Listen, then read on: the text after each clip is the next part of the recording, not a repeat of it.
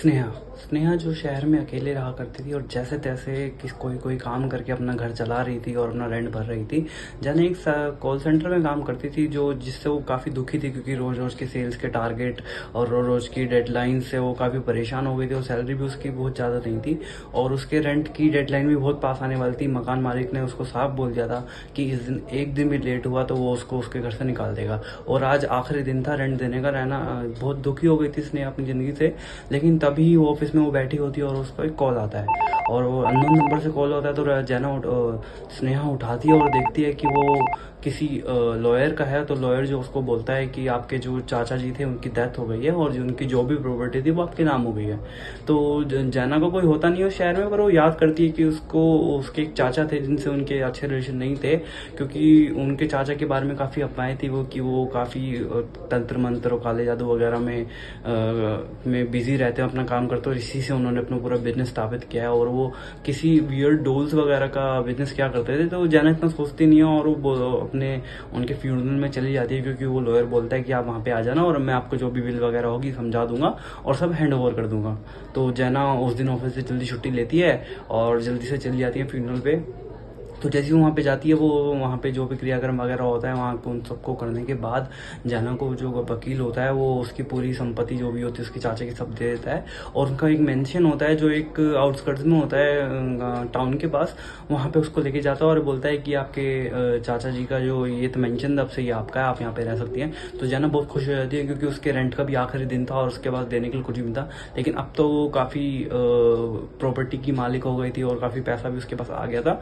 तो जल्दी से जल्दी अपना शिफ्ट करने की प्लानिंग करने लग जाती है और जो भी मेंशन वगैरह होता है उसको सफाई करने के लिए दे देती है। तो जैना उससे ही अगली सुबह ही वहाँ पे शिफ्ट हो जाती है। और जैसे वो शिफ्ट होती है तो उसके जो आसपास के लोग होते हैं वो उसको घूर रहे होते हैं, क्योंकि वो जो मेंशन होता है काफ़ी बदनाम होता है, क्योंकि उसके चाचा जो रहा करते थे। तो ऐसा माना जाता था कि जो वो काला जादू वहाँ पे करते थे और कुछ जहाँ पे मेंशन में काफ़ी सारी डोल्स जैसी डोल्स वगैरह होती है, बहुत सारे जार्स रखे होते हैं और उन जार्स पे एक पर्ची पे किसी न किसी का नाम लिखा होता है। तो पहले दिनों तो जैना ज़्यादा ध्यान नहीं देती है और अपना नॉर्मल वहाँ पे रहने लग जाती है। लेकिन पहली ही रात उसको काफ़ी अजीब सी विस्पर्स की और फुटस्टेप्स की आवाज़ें आने लग जाती हैं और काफ़ी एक अजीब सी क्रीपी सी वाइब होती है उस मेंशन की। काफ़ी चिल्ड और कोल्ड वाइब्स होती हैं उस मेंशन की। लेकिन जैना इग्नोर करती है क्योंकि वो भूत पिशाच में वो मानती ही नहीं थी। तो वो सोचती है कि ऐसी नई जगह पे आई हूँ तो इसलिए मेरे को ये सब ऐसा लग रहा है, तो टाइम के साथ एडजस्ट हो जाऊंगी, पर ऐसा होता नहीं है। और उस रात उसको काफ़ी किसी के चीखने की आवाज़ आती है। जैना उठ के भागती है तो वो जिस रूम में काफ़ी जार रखे होते हैं वहाँ से वो आवाज़ आती है। तो वो जार देखने लग जाती है। वो देखती है कि जार्स में एक फैदर है, सब जार्स में एक एक फैदर रखा हुआ है और उनको सील किया हुआ है। और उनसे एक जार को की सील को खोल देती है और जार को जैसे ही खोलती है तो एक अजीब सी आवाज़ आती है जी, जैसे कि जार में से कुछ निकल के भागा हो। और वो काफ़ी डर जाती है और जार को बंद करके वापस रख देती है और अपने सोने चले जाती है। तो वो अगली सुबह वो आती है तो वो देखती है कि वो जो जार था वो उस जगह नहीं रखा, वो दूसरी जगह रखा हुआ है। तो उस जार को वहाँ पे उठा के रख दी, तभी पीछे से उसके बहुत ऐसी आवाज़ जाती है कि कोई चल के भागा हो। तो इस हड़बड़ाहट में उससे वो जाल टूट जाता है और जैसे ही वो जाल टूटता है तो काफ़ी अजीब सी आवाज़ उसको वहाँ से आने लग जाती है। तो जैना समझ जाती है कि यहाँ पे कुछ भी ठीक नहीं है, मुझे यहाँ पे रुकना बिल्कुल भी मेरे लिए ठीक नहीं होगा। तो जैना भागती है और अपनी गाड़ी में जाती है और गाड़ी उसकी स्टार्ट ही नहीं होती है। तो वो समझ जाती है कि जो भी चीज़ है वो उसको नहीं चाहती है वो वहाँ से जाए, तो उसको रास्ता अंदर से ही ढूंढना होगा। तो वो घर के अंदर वापस जाती है और अपनी कॉल वगैरह करने की कोशिश करती है, उसका फ़ोन डेड होता है। तो जैना बहुत घबरा जाती है कि कब क्या करे। इतने में ही वो उन जार्स की तरफ देखती है तो वो सोचती है जार से ही कुछ जुड़ा हुआ है। तो एक एक करके सारे जार तोड़ने लग जाती है। वो जैसे जैसे जार तोड़ती है उसके अंदर के जो फैदर्स होते हैं वो जार के टूटते हुए फैदर गायब होने लग जाता है हवा में। जैसे कि मान लो हवा में ही वो बह गया हो, हवा में ही मिट्टी की तरह वो राख की तरह बह उड़ गया हो। तो जैना ऐसे करते करते जितने भी वहाँ पे जार्स होते हैं सब तोड़ देती है। और जैसे ही वो 100वां जार तोड़ती है तो उसको एक बहुत अजीब सी आवाज़ आती है कि मान लो कि बहुत सारी आत्मा उसके आसपास ही घूम रही हो।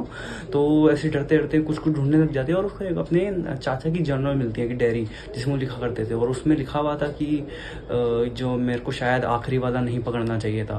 तो जितने भी हैं 217 हैं इन सबको पता है कि मेरे को वो आखिरी वाला नहीं पकड़ना चाहिए था। लेकिन जैसे ही उसकी कोई सील खोलेगा तो ये सारी उस 217 उस बंदे के पीछे आएंगे और उसको नहीं मारेंगे। अगर मैं मर जाऊंगा तो ये जितनी भी आत्माएं हैं 217 ये सारी जो भी मेरे बाद घर में रहने आएगा उसको पकड़ेंगे और उसको मार देंगी। तो ये पकड़ और जो भी सील खोलेगा उसका उल्टा समय शुरू हो जाएगा, क्योंकि जाना बहुत डर जाएगा, क्योंकि उसने ही सील खोली होती है उस जार की। तो वो बहुत डर जाती है। इतने में उसको पीछे से उसके हंसने की आवाज़ आती है, और आखिरी जब जैसे वो कॉन्सेंट्रेट करती है कि मुझे तो जार तोड़ने चाहिए, तो जार जैसे वो आखिरी वाला जार पकड़ती है, वो देखती है उस जार पे उसी का नाम लिखा हुआ है, और उस जार की सील पहले से खुली हुई है। और जो उसको पीछे से उसकी हंसने की हल्की हल्की आवाज़ आ रही थी, वो काफ़ी तेज हो गई। जैसे वो मुड़ के देखती है, वो खुद ही को देखती है, मान लो कोई मिरर में देख रही है। सामने से एक और स्नेहा खड़ी है उसके आगे, जो बहुत ही क्रीपी तरीके से उसको देख के हंस रही है, और वो ऐसे करके उसको देखती है और अजीब तरीके से स्माइल करने लग जाती है। जाना बहुत डर जाती है, और बस तो उसके बाद स्नेहा का कुछ नहीं पता चलता कि उसका क्या हुआ। और जो आसपास के लोग थे मोहल्ले के, वो समझ गए थे कि जो उसका चाचा था वो भी कैसा सा आदमी था, और उसी के काले कर्मों की जो सजा है वो स्नेहा को भुगतनी पड़ी। और जो स्नेहा की रिफ्लेक्शन को सामने दिखी थी, वो उसका कुछ नहीं पता चला कि वो कौन थी, कहाँ से आई थी। शायद उसके चाचा की ही कोई वो हो सकता है कि कोई चाल हो जिसमें खुद ही फंस गए हों, और उनकी जो ये स्नेहा है जिसकी ऊपर वो शायद वो जादू कर रहे हो, तो उसकी कुछ भी हो सकता है, डोपलगैंगर ही हो जो उन्होंने पकड़ी हो, या उसकी शक्ल जो उसको दी हो, वो उसने रिवेंज के लिए सब किया हो। तो ये थी स्नेहा की कहानी। और स्नेहा जब उस घर में से जा रही थी, उसने नोटिस किया कि जितनी भी मिरर्स वगैरह है जहाँ पे भी रिफ्लेक्शन है, वो उसकी रिफ्लेक्शन नहीं आ रही है, बल्कि उसके चाचा की बहुत ही फेडेड सी रिफ्लेक्शन आ रही है, कि उनकी चेहरा एकदम सफ़ेद पड़ा हुआ और बहुत डरे हुए ऐसी रिफ्लेक्शन को दिखाई दे रही थी। तो ये थी स्नेहा की कहानी। होप आपको अच्छी लगी हो। Thank you for listening, and please like the video if like it, and subscribe. Thank you.